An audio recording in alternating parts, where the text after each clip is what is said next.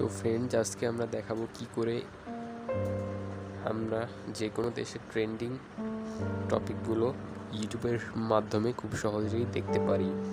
এর জন্য আমরা জাস্ট লাইব্রেরি অপশনটিতে চলে যাব,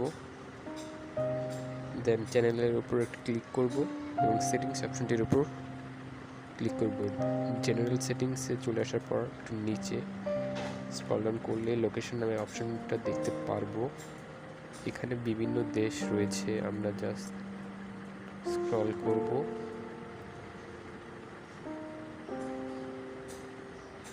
ইন্ডিয়া, আপনার দেশ ইন্ডিয়া হলে ইন্ডিয়া দিয়ে দিতে পারেন, আমরা জাস্ট সিম্পলি বাংলাদেশ দিয়ে দেব।